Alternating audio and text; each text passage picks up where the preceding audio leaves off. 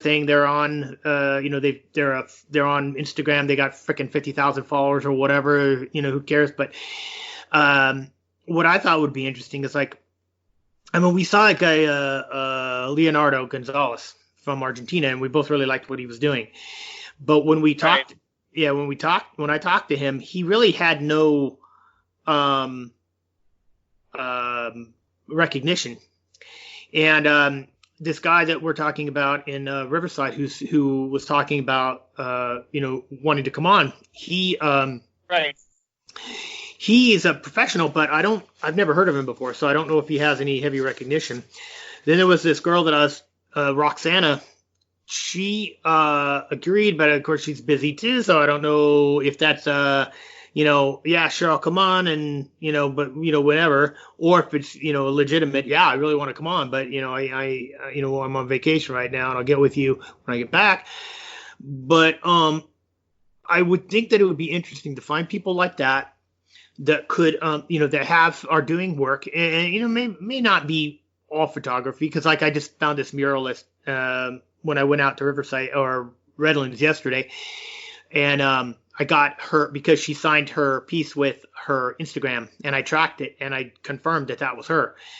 So it was pretty interesting, and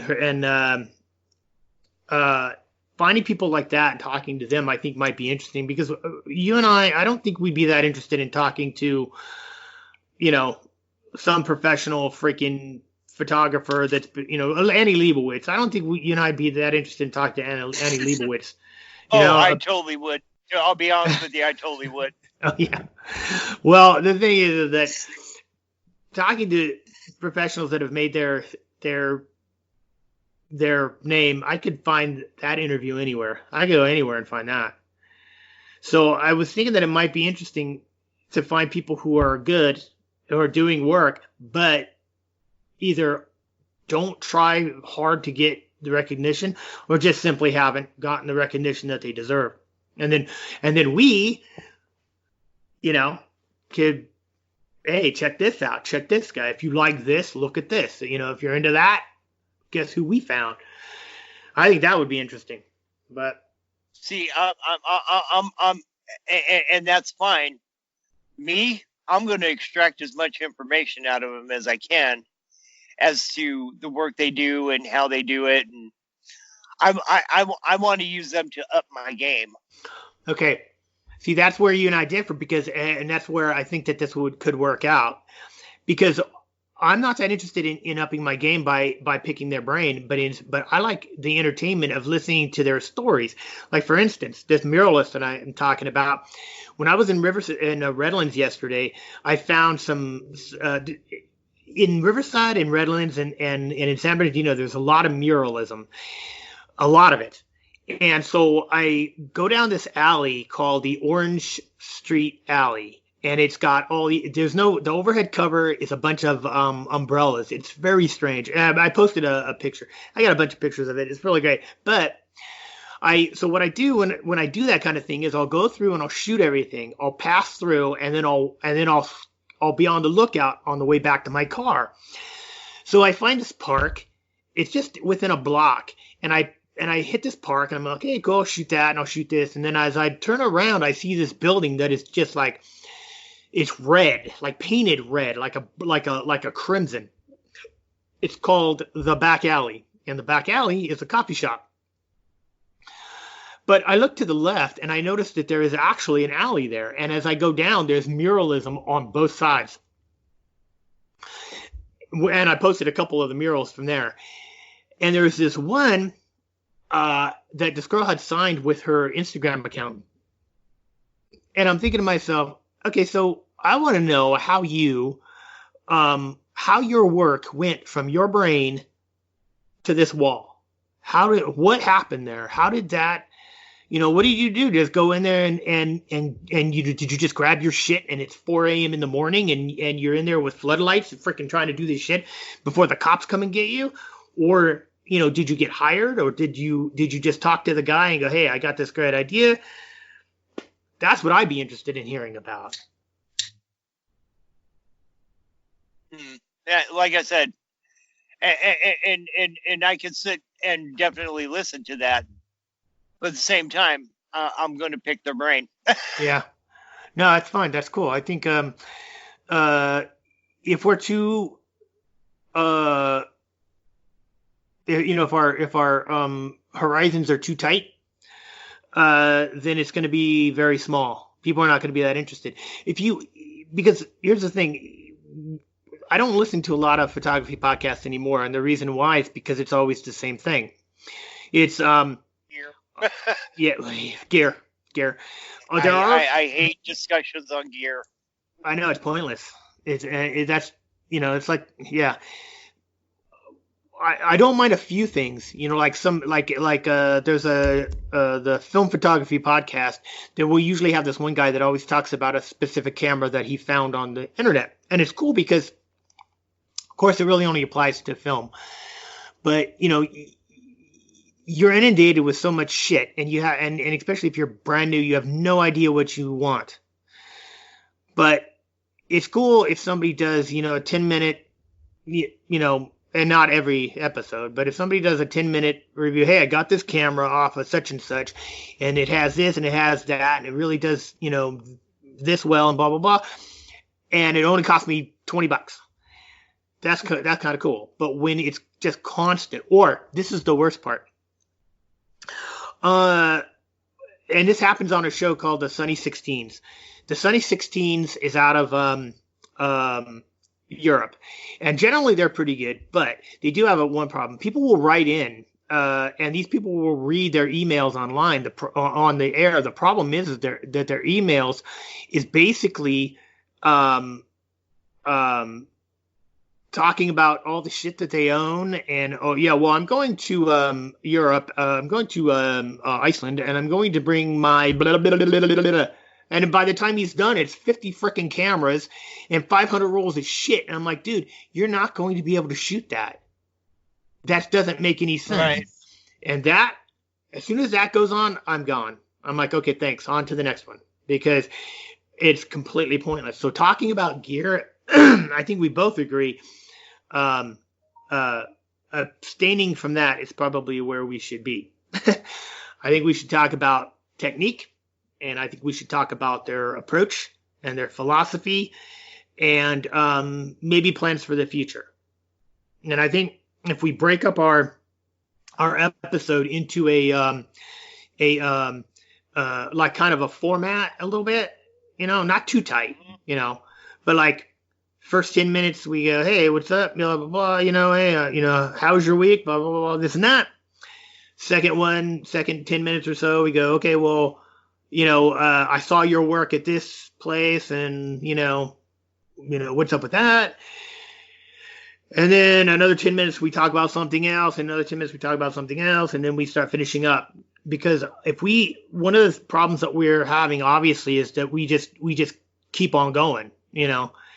And and usually when we end a podcast, it's usually because we either have to do something else or it's dinner time. Right. So. Yeah, the problem is you and I are interested, but the people out there are they turn off after a while. So we need to be. Right. I think we need to be. Yeah, I think we need to be. We need to be fast. We need to be organized. I think we need to. We need a new logo. That's for sure. I grabbed that logo because I was in a hurry, and I thought it was kind of cool. But we need to design a new logo. We need. I like the bumper music that I put in there, but it's getting kind of tired. So we need to change that out.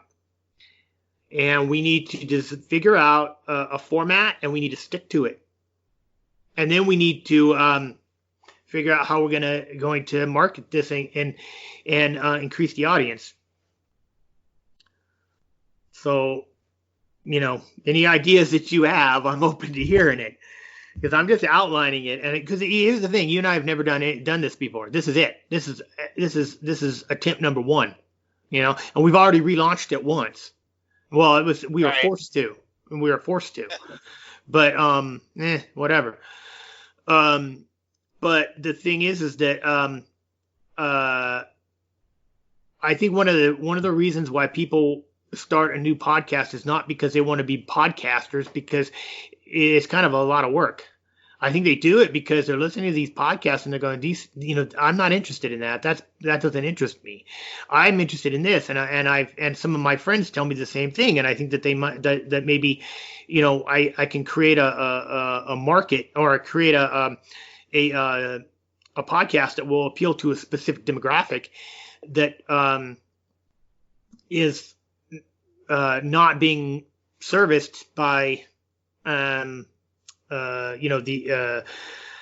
these other places. Like, we know that as far as photography goes, when you're looking at photography podcasts, with the exception of very few, it's digital or film.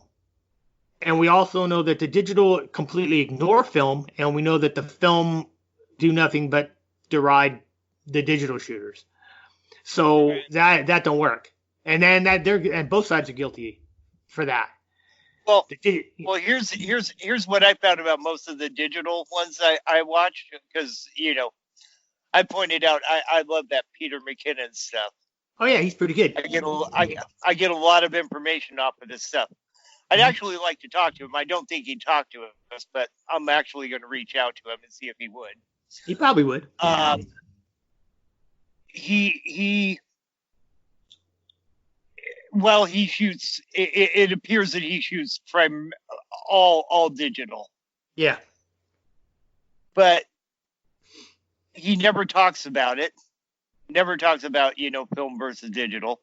Yeah. Never brings it up. And 90% of the stuff he's talking about, maybe about 70% of the stuff he's talking about, can be applied to either or. Mm-hmm. It's not. I mean, he does a lot of tutorials on refinishing photos and stuff in Photoshop and Lightroom. Yeah.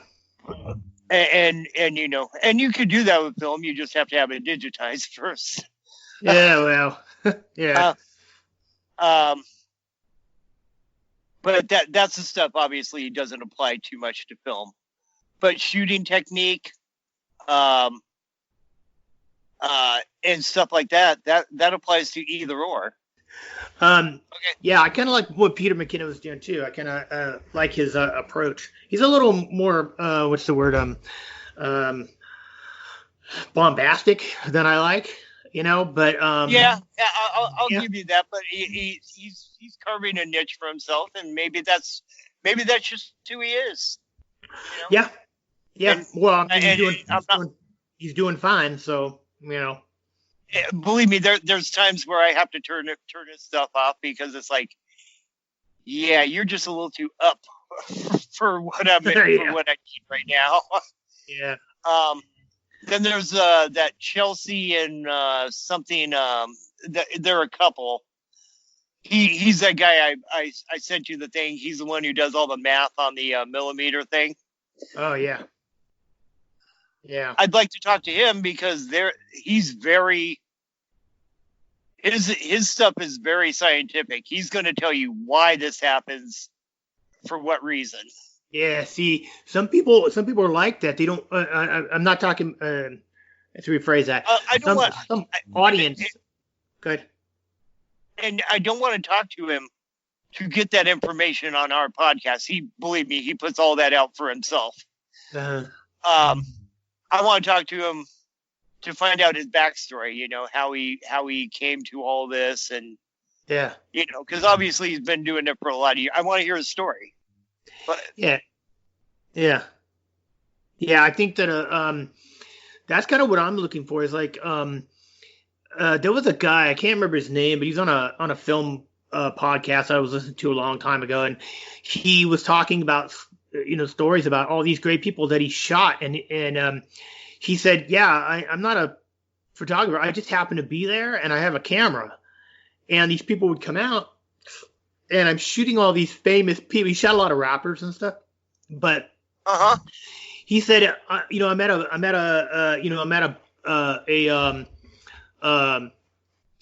club, and doing whatever, and I go in the back to smoke a cigarette, and out of the back door, here comes,